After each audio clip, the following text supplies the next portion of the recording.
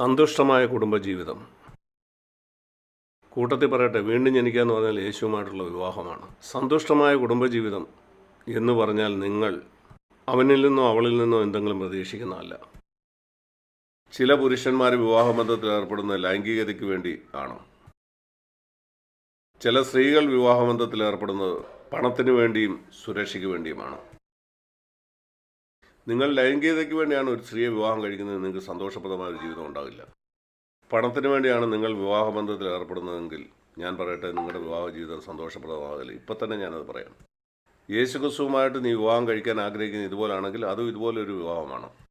ഇതുപോലെ വിവാഹബന്ധത്തിൽ ഏർപ്പെടുന്ന അവരുടെ ജീവിതകാലം മുഴുവനും അവർക്ക് പ്രശ്നത്തിലായിരിക്കും. കാരണം അതിൻ്റെ തുടക്കം തെറ്റാണ്. അതവർ തുടങ്ങിയത് തമ്മിൽ സ്നേഹിക്കുന്നതുകൊണ്ടല്ല. കാരണം അത് മറ്റെന്തോ കാര്യത്തിന് വേണ്ടിയാണ്. ഇവനൊരു ധനികനാണ്, ഇവനെ വിവാഹം കഴിച്ചാൽ എനിക്ക് ജീവിതം ആസ്വദിക്കാം. ഇവളൊരു സുന്ദരിയാണ്, എല്ലാ ദിവസവും രാവിലെ എഴുന്നേൽക്കുമ്പോൾ എനിക്ക് ഈ സുന്ദരമായ മുഖം കാണാം. ഞാൻ പറയട്ടെ, നിങ്ങൾക്ക് സന്തോഷപ്രദമായൊരു കുടുംബജീവിതം ഉണ്ടാകില്ല.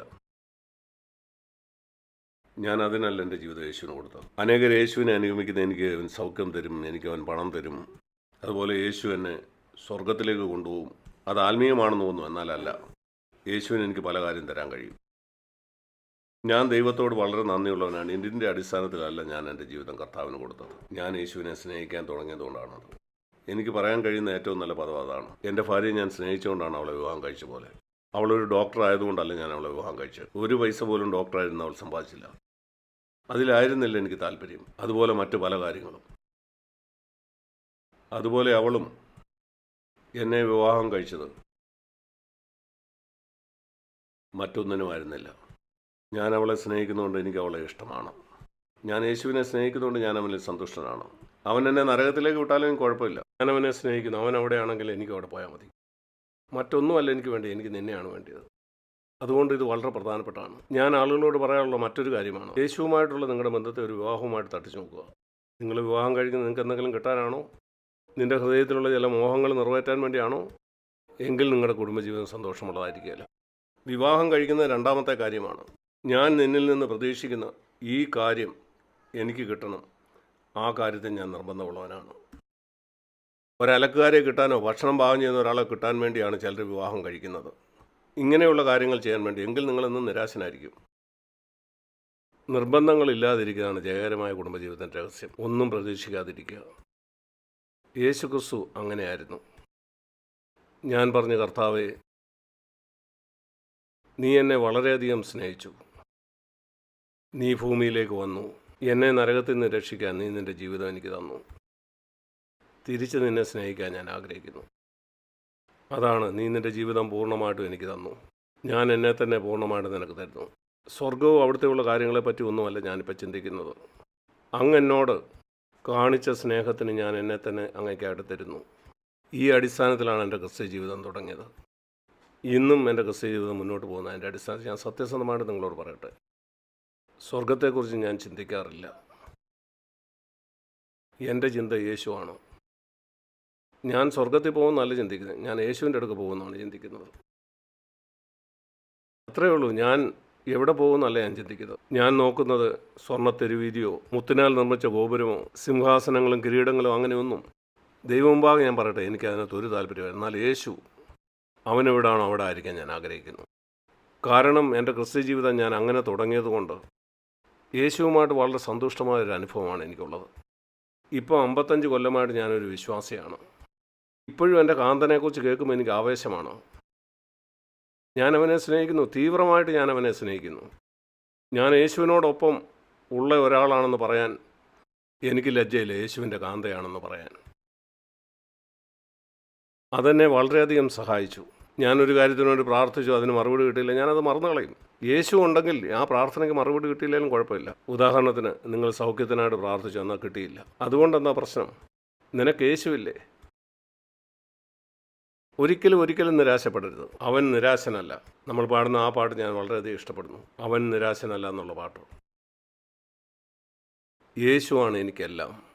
തിളങ്ങുന്ന എല്ലാ ദിവാസ്വപ്നങ്ങളെക്കാളും എൻ്റെ അലങ്കാരം അവനാണ്. ദുഃഖത്തോടെയും നിരാശയോടുമാണ് നിങ്ങളുടെ ക്രിസ്ത്യ ജീവൻ നടത്തുന്നതെങ്കിൽ നിങ്ങളോട് ചോദിക്കാനൊരു ചോദ്യം എനിക്കുണ്ട്. നിങ്ങളോട് ചോദിക്കുക, നിങ്ങൾ എന്തിനാണ് കർത്താവിന് നിങ്ങളുടെ ജീവിതം കൊടുത്തത്? നിങ്ങളെ അവന് കൊടുത്ത എന്തെങ്കിലും പ്രതീക്ഷിച്ചിട്ടാണോ? നിങ്ങൾ നിരാശപ്പെടുന്നതിൽ ഒരത്ഭുതവുമില്ല.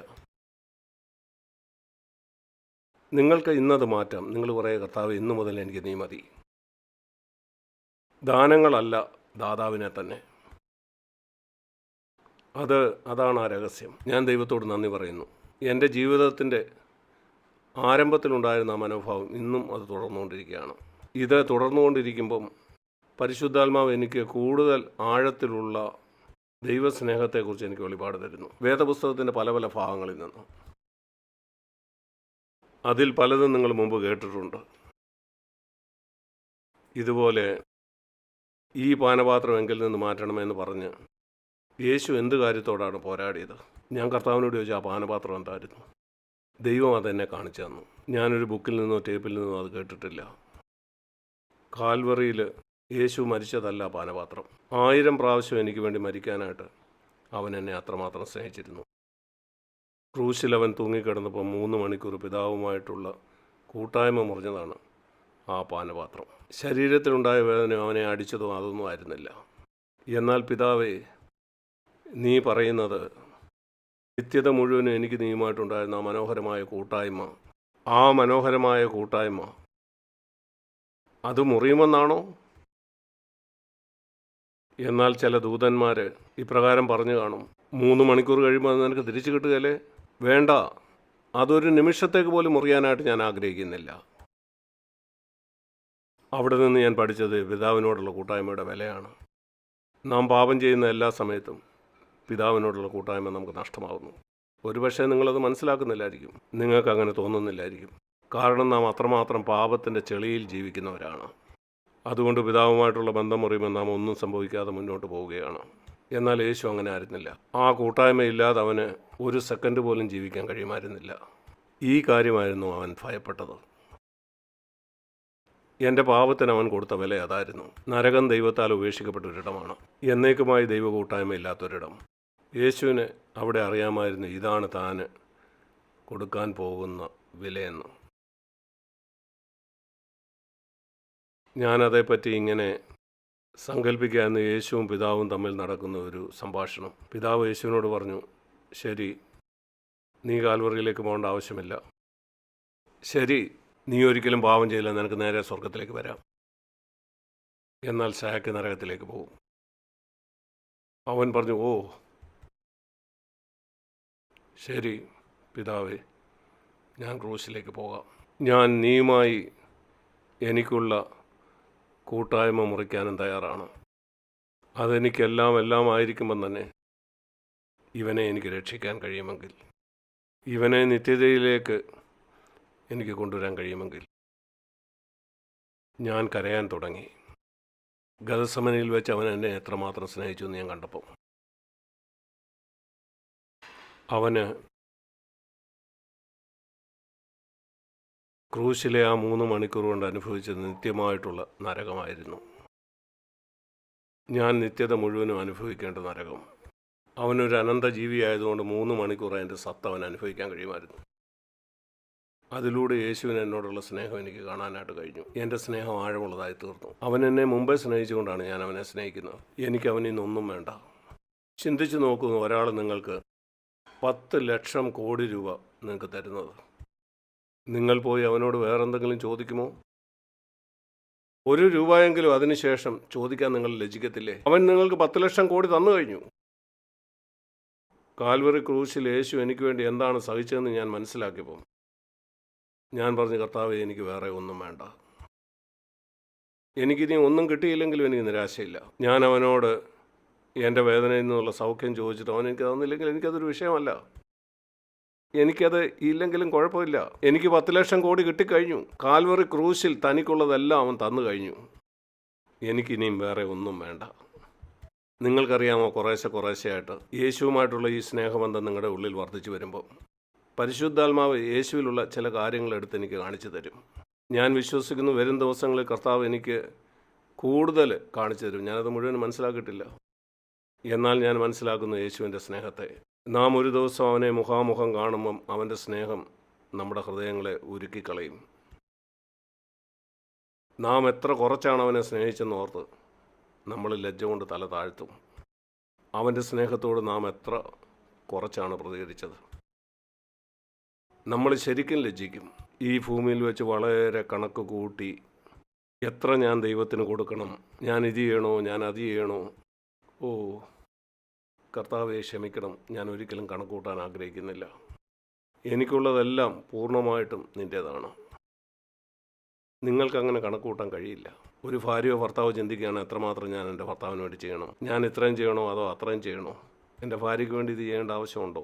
ഉദാഹരണത്തിന് നിങ്ങളുടെ ഭാര്യയ്ക്കോ ഭർത്താവിന് നിങ്ങൾ സമ്മാനം മേടിക്കാൻ പോകുന്നു. അവിടെയുള്ള ഏറ്റവും വില കുറഞ്ഞ വസ്തു നിങ്ങളുടെ ഭാര്യയ്ക്കോ ഭർത്താവിന് വേണ്ടി വാങ്ങിക്കുന്നു. എന്തൊരു ബന്ധമാണത്.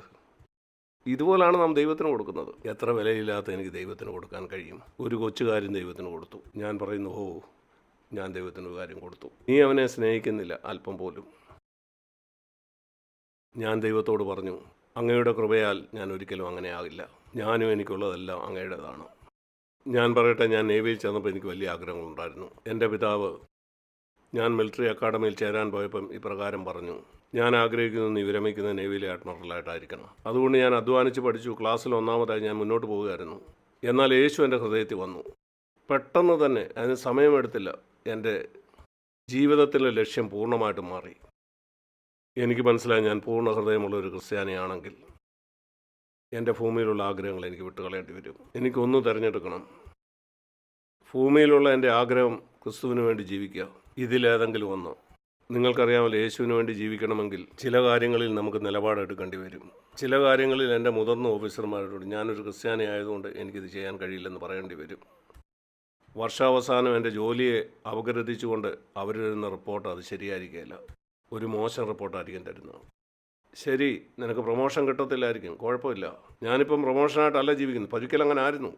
ഇനിയും അങ്ങനെയല്ല. കർത്താവിൻ്റെ ഒരു സാക്ഷിയാണോ അതേ ഉള്ളൂ. ദൈവം അവിടെ എനിക്ക് കൂടുതൽ ധൈര്യം തന്നപ്പോൾ ഞാൻ എൻ്റെ സ്കൂട്ടറിൽ ദൈവത്തിൻ്റെ വചനം രേഖപ്പെടുത്തി. എൻ്റെ കൂടെ ജോലി ചെയ്യുന്ന ഓഫീസർമാരൊക്കെ അത് കണ്ടു. ഞാൻ തെരുവിലിറങ്ങി പ്രസംഗിക്കാൻ തുടങ്ങി. ആളുകൾ ചിന്തിച്ചു എനിക്ക് ഭ്രാന്താണെന്ന്. എനിക്കതൊരു വിഷയമല്ല. ഞാൻ യേശുവിനെ വളരെയധികം സ്നേഹിച്ചു. ഞാനൊരു ക്രിസ്ത്യാനി ആയതുകൊണ്ട് ആളുകൾ എന്നെ കളിയാക്കുന്നെങ്കിൽ അത് കുഴപ്പമുള്ള കാര്യമല്ല. അങ്ങനെയായിരുന്നു എൻ്റെ ആരംഭ നാളുകൾ. ഞാൻ പറഞ്ഞു, കർത്താവ് എൻ്റെ ജോലി വിടണോ, ഞാൻ തയ്യാറാണ്, എന്നാൽ നീ വിളിച്ചെങ്കിലേ ഞാനത് ചെയ്യൂ. ഞാൻ വിശ്വസിക്കുന്നു, ദൈവം ഒരു മനുഷ്യനെ വിളിക്കാതെ ഒരാളും പൂർണ്ണസമയ ശുശ്രൂഷയ്ക്കായിട്ട് പോകുന്നത് നല്ലതല്ല. നമ്മൾ പൂർണ്ണസമയ സുവിശേഷ വേലയ്ക്ക് പോകുമ്പോൾ നാം ദൈവത്തിനൊരു ഉപകാരം ചെയ്യുകയല്ല. ചില ആളുകൾ ചിന്തിക്കുന്നു, കർത്താവേ ഞാൻ എൻ്റെ ജീവിതം നിനക്ക് തരുന്നു. നമ്മുടെ ജീവിതം ദൈവത്തിന് കൊടുത്തതിന് ദൈവം നമ്മളോട് നന്ദിയുള്ളവരായിരിക്കണമെന്ന് നിങ്ങൾ പ്രതീക്ഷിക്കുന്നു. അത് കുപ്പയാണ്. ഒരു പട്ടാളക്കാരനായി നിങ്ങൾക്ക് ജോലി ചെയ്യണമെങ്കിൽ അവർ നിങ്ങളെ തിരഞ്ഞെടുക്കണം. നിങ്ങൾക്കൊരു കോളേജിൽ ചേരണമെങ്കിൽ ആ കോളേജിൽ നിങ്ങൾക്ക് അഡ്മിഷൻ കിട്ടണം. നിങ്ങൾക്കൊരു പട്ടാളത്തിൽ ജോലി കിട്ടുകയാണെങ്കിൽ എനിക്കിവിടെ ജോലി ചെയ്യേണ്ട അവിടെ അല്ലെന്ന് പറയാൻ നിങ്ങൾക്ക് പറ്റത്തില്ല. അവരാണ് എല്ലാം തീരുമാനിക്കുന്നത്. അതുപോലെ ദൈവം പറയുകയാണ്, നീ ഒരു സുവിശേഷകനല്ല, നീ വചനം പഠിപ്പിക്കുന്നവനാണ്, നീ അതാണ് ചെയ്യേണ്ടത്. നിങ്ങൾ പറയുകയാണ്, ഇല്ലില്ല ഞാൻ ത്യാഗം സഹിച്ചൊരു സുവിശേഷകനാവും. അല്ല. അതുകൊണ്ട് ഞാൻ മനസ്സിലാക്കി എനിക്ക് ജോലി വിടാൻ കഴിയില്ല. ഞാൻ ദൈവത്തോട് നന്ദിയുള്ളവനാണ്. ദൈവം വിളിക്കുന്നതുവരെ ഞാൻ എൻ്റെ ജോലി വിട്ടുപോയില്ല. ഞാൻ നേവിയിലായിരുന്നപ്പം ദൈവം എന്നെ പല സാഹചര്യങ്ങളിലൂടെ പരീക്ഷിച്ചു. എൻ്റെ മനസ്സാക്ഷി ഒരു കാര്യം എന്നോട് പറയുമ്പം ഞാനവിടെ ദൈവത്തിന് വേണ്ടി നിലപാടുകൾ എടുക്കുമോ എന്ന്.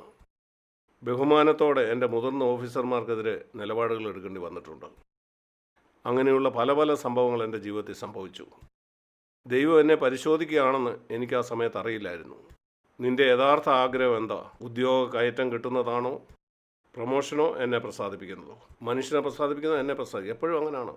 നിൻ്റെ സ്വന്തം അന്വേഷിക്കുമോ അത് എന്നെ പ്രസാദിപ്പിക്കുമോ? അങ്ങനെ 3 കൊല്ലം ദൈവം എന്നെ പരിശോധിച്ചു. അങ്ങനെ ഒരു ദിവസം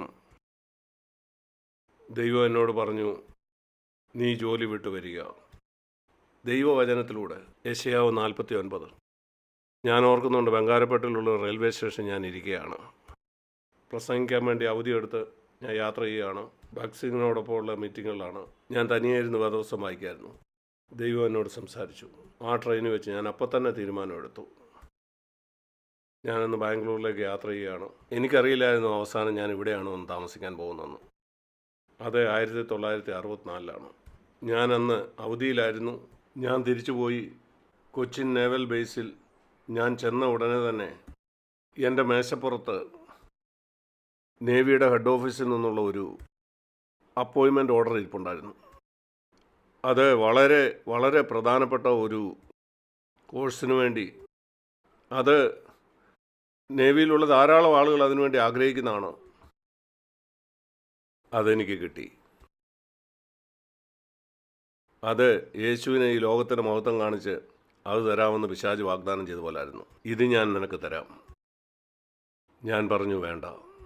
അങ്ങനെ ഞാൻ എൻ്റെ മുതിർന്ന ഓഫീസറിൻ്റെ അടുത്ത് ചെന്ന് പറഞ്ഞു, സാറേ എനിക്കിത് വേണ്ട. അവൻ ചോദിച്ചു, നിനക്ക് ഭ്രാന്താണോ? നേവിയിലുള്ളവർ ഈ കോഴ്സ് ചെയ്യാൻ എത്രമാത്രം ആഗ്രഹിക്കുന്നു, നിനക്ക് കിട്ടിയിട്ട് നീ വെറുതെ വേണ്ടാന്ന് വെക്കുകയാണോ? ഞാൻ പറഞ്ഞു, നേവി വിടാനായിട്ട് ദൈവം എന്നെ വിളിച്ചിരിക്കുകയാണ്. എനിക്ക് ഭ്രാന്താണെന്ന് അവന് പൂർണ്ണമായിട്ടും മനസ്സിലായി. ഞാൻ അപ്പം തന്നെ എൻ്റെ രാജി എഴുതി സമർപ്പിച്ചു. നേവി ഹെഡ് ക്വാർട്ടേഴ്സ് അത് അംഗീകരിച്ചില്ല. അപ്പം ഞാൻ വല്ലാതെ നിരാശപ്പെട്ടു. ഞാൻ പറഞ്ഞു, കർത്താവേ നീ സർവ്വശക്തനല്ലേ, എങ്ങനെയാണ് നേവി ഹെഡ് ഓഫീസ് നിരസിക്കുന്നത്? അപ്പോൾ ദൈവം എന്നെ ഓർമ്മപ്പെടുത്തി. ഇതാണ് ദൈവവചനം അറിയുന്നതിൻ്റെ ലാഭം. നിങ്ങളൊരാവശ്യത്തിലിരിക്കുമ്പോൾ അതിൻ്റെ ഉത്തരമായിട്ട് നിങ്ങൾ വായിച്ചത് ദൈവം നിങ്ങളെ ഓർമ്മപ്പെടുത്തും. എന്നെ സേവിക്കാനായിട്ട് എൻ്റെ ജനത്തെ വിട്ടയക്കണമെന്ന് മോശ ഫറവോനോട് പറഞ്ഞത് ഞാൻ ഓർത്തു. ഫറവോൻ പറഞ്ഞു, ഇല്ല. ആരാണ് വലുത്, ഫറവോനോ ദൈവമോ? ദൈവം ചോദിച്ചു, മോശ എന്താ ചെയ്തത്? അവൻ തിരിച്ചു പോവുക. എന്നാൽ ദൈവം നേവിയുടെ മേൽ ബാധയൊന്നും അയച്ചില്ല. ബാധ അയച്ചിട്ടല്ല ദൈവം തിരിച്ചു പോകാൻ പറഞ്ഞു. തവളെ അതുപോലെ 10 പ്രാവശ്യം ബാധ, ഇങ്ങനെയൊന്നും അവിടെ സംഭവിച്ചില്ല. അങ്ങനെ ഞാൻ തിരിച്ചുപോയി. പിന്നെ അവർ പറഞ്ഞു പറ്റില്ല. പിന്നെയും ഞാൻ തിരിച്ചുപോയി. അവർ ചിന്തിച്ചു ഞാനൊരു ചാരനോ മറ്റോ ആണെന്ന്. കാരണം ഞാനിപ്പോൾ നേവിയുടെ ഉള്ളിലെ രഹസ്യങ്ങളെയൊക്കെ മനസ്സിലാക്കി. ഇപ്പോൾ ആ രഹസ്യങ്ങളുമായിട്ട് ഞാൻ മറ്റൊരു രാജ്യത്തേക്ക് പോകാനാണോ? അതുകൊണ്ട് എന്നെ നിരീക്ഷിക്കാനായിട്ട് അവർ CID വിട്ടു. ഞാൻ പിന്നീടാണ് അത് മനസ്സിലാക്കുന്നത്. അവസാനം CID ഇങ്ങനെ റിപ്പോർട്ട് കൊടുത്തതാണ്, ഇവന് ചാരനൊന്നുമല്ല, ഇവന് ഭ്രാന്താണെന്ന് തോന്നുന്നു, ഇവൻ മതഭ്രാന്ത് പിടിച്ച ഒരുത്തനാണ്, അതുകൊണ്ട് ഇവനെ വിടുന്നതാണ് നമുക്ക് നല്ലത്. അങ്ങനെ അവിടുന്ന് വിരമിക്കാൻ എനിക്ക് കഴിഞ്ഞു. ഞാൻ രാജിവെച്ചതിന് ശേഷം 2 കൊല്ലം കഴിഞ്ഞു.